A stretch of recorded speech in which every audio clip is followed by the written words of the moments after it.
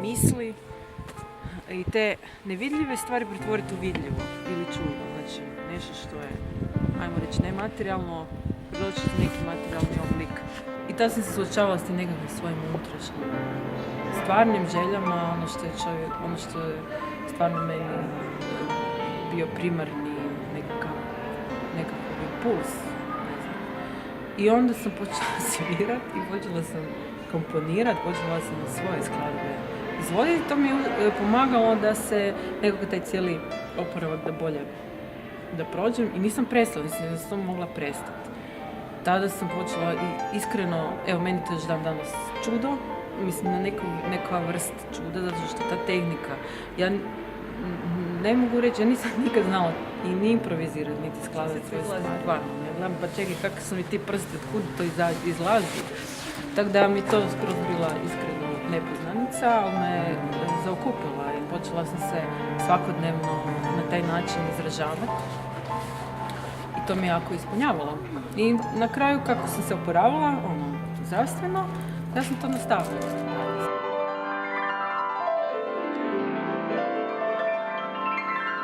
Martina Šver svoju ljubav prema glazbi razvijala je prvo kao učenica glazbene škole Blagoja Bersa, a potom i škole za primijenjenu umjetnost i dizajn u Zagrebu, pa se osim skladanjem bavi i slikanjem te kiparstvom. Do danas je stvorila bogat skladateljski opus kazališne glazbe, a više od 60 njezinih dijela izdala je floridska online izdavačka kuća i vodeća glazbena knjižnica Audiosparks. Često na svojim koncertima izvodi autorske improvizacije prožete džezom, a svojim džez skladbama postigla je i prva mjesta u emisiji Džezolovka Hrvatskog radija. Pred pijanisticom i skladateljicom Martinom Šver novi autorski projekt ponovno vezan uz kazalište. A evo što nam je otkrila o svojim dosad najvećim uspjesima, najdržim skladbama i suradnjama.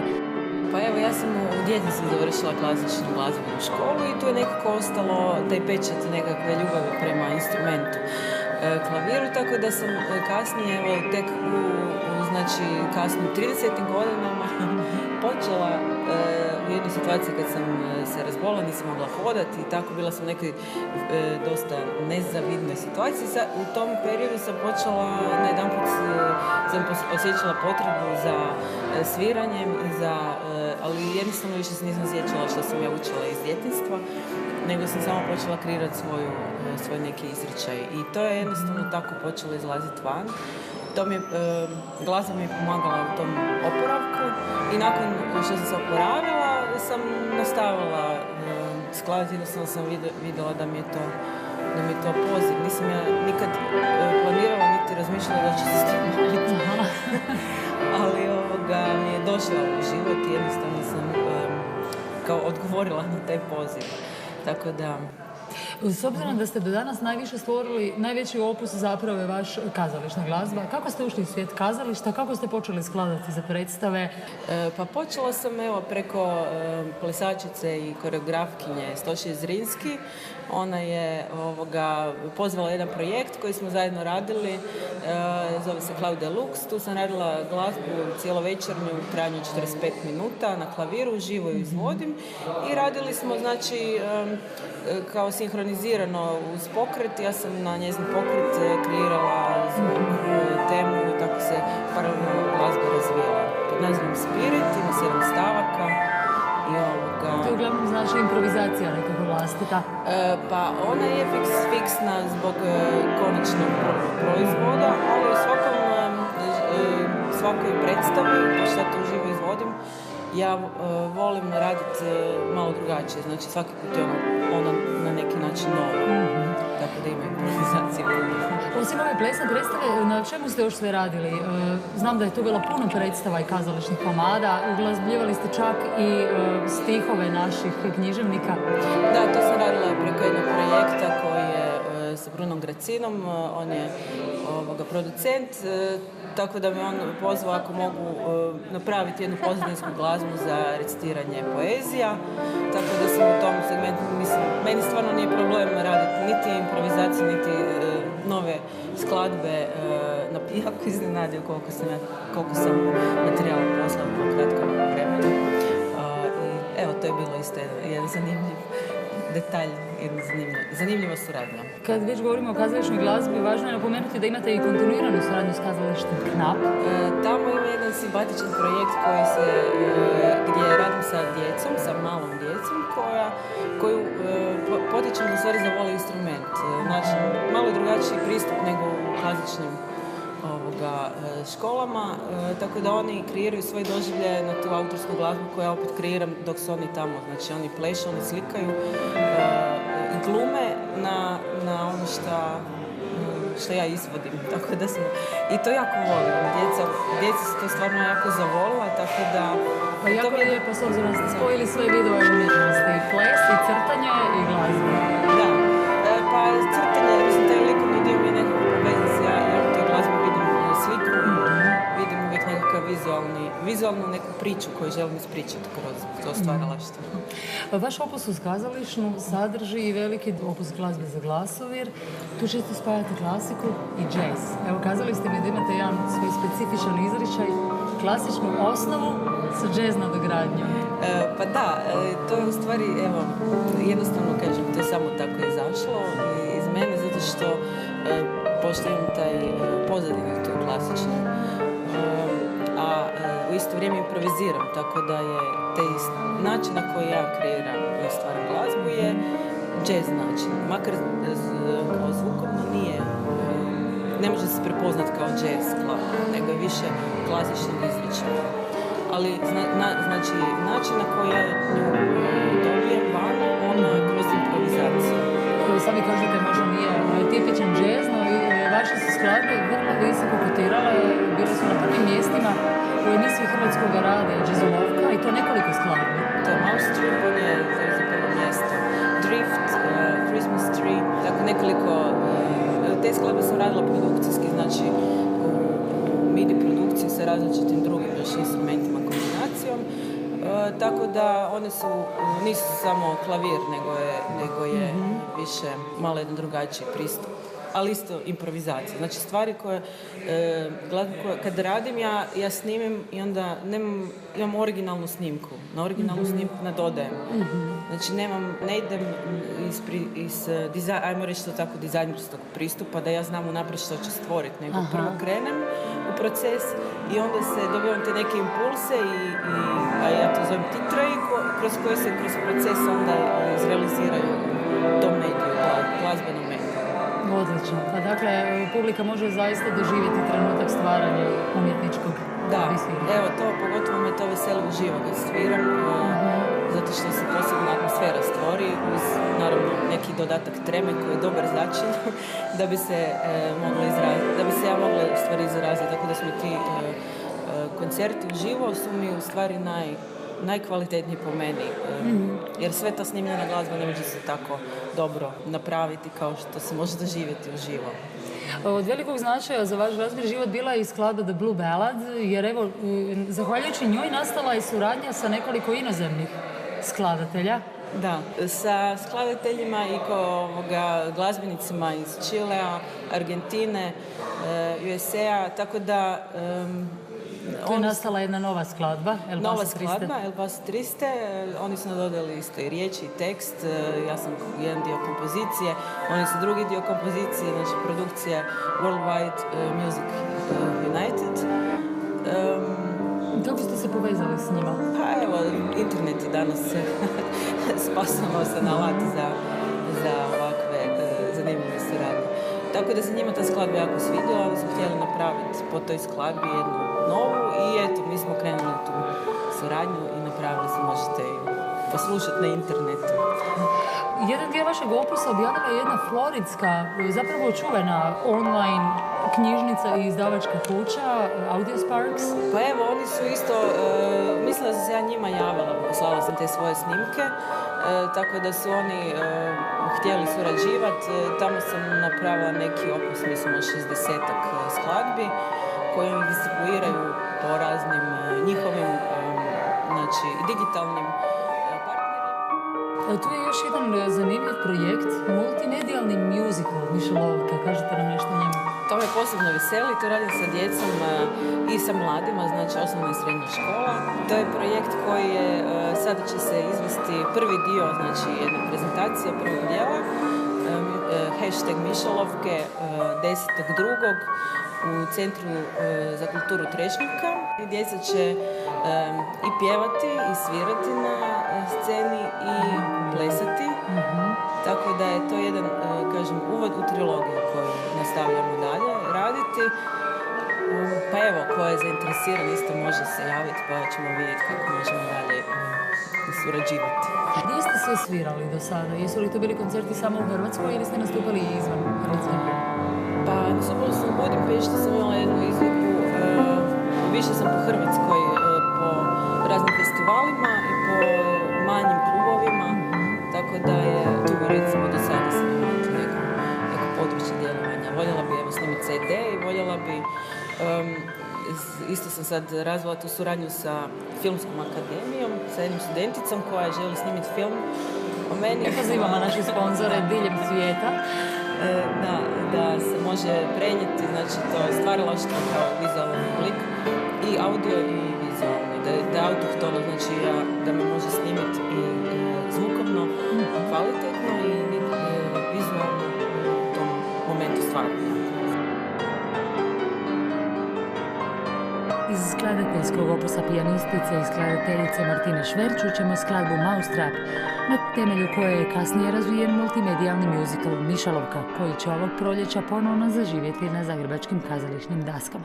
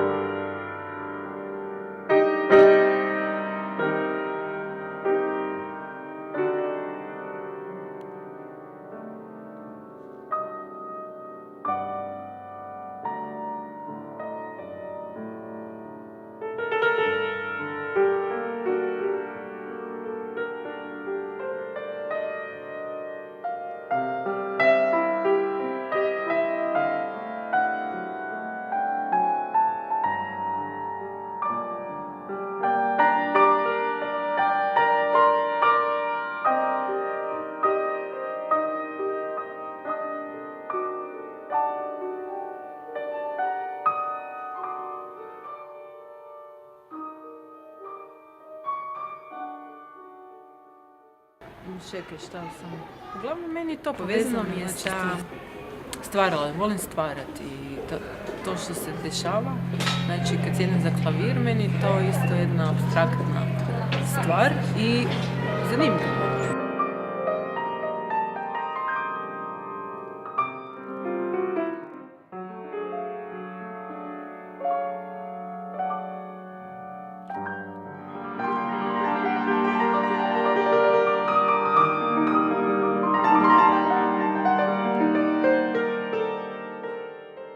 Uživam u tome, jednostavno me oslobađa, imam te nekakve osjećaje, se povezane sa svemirom, s Bogom. Postoji nešto što ti dođe, ok, sad ću ići svirat, ili samo sjedneš? Ili bude nešto, ne znam, ili si iscrpljena, ili si tužna, ili si sretna, postoje neke emocije koje te vode da ćeš sad svirat ili samo sviraš? Pa jedno i drugo, ja mislim, svirat mogu bilo kada i bilo, jednostavno mi je, šta znam, spavam pored klavira, mislim, nekako mi je to povezano, ne mogu reći da sam, sad imam neke emocije, sad idem svirat, nego jednostavno sviram, stalno, znači, nisam opterećena s tim šta ću svirat, samo nekako sjednem i prenesem, da, nešto što mi se možda taj dan.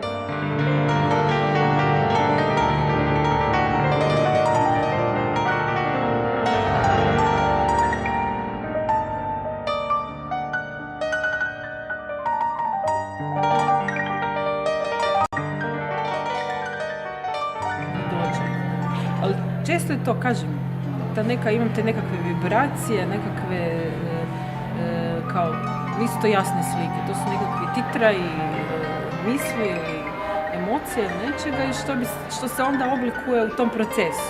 Znači ja nemam ono kao dizajnerski pristup, da sad znam točno šta ću svirat, kako ću svoju stvar, nego krenem u proces i onda se to sve razvije, to se sve stvara. Tako, to me najviše inspirira i to me najviše da.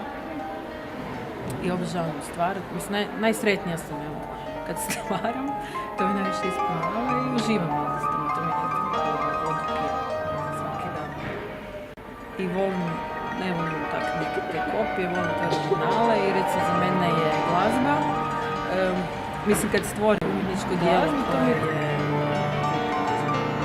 skulptura koja je takva. Svaki put kad izvodim istu kompoziciju, ja ju opet drugačije izvedem, zato što svaki put kad sjednem za klavir mi je to nešto što je autohtono.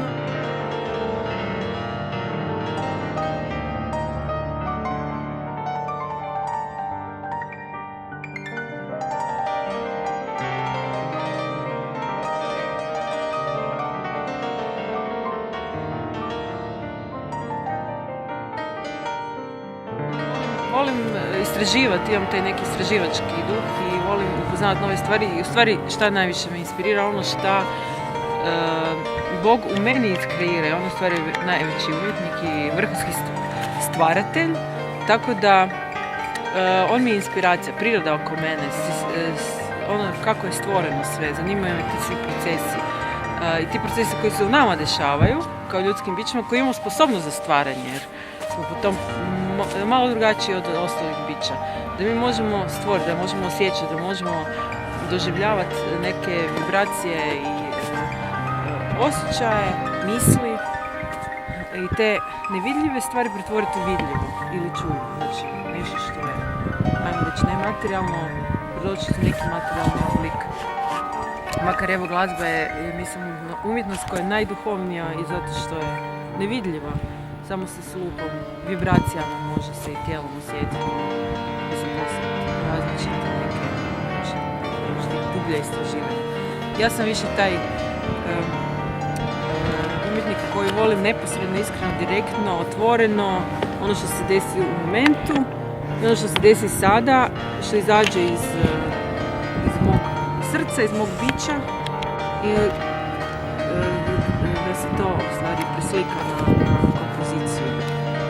Tako da sam više taj obožavam. A ne znam, obožavam svirati. Ne volim svirati klavir u smislu interpretirati tuđe skladbe. Obožavam svirati svoje skladbe. Obožavam svirati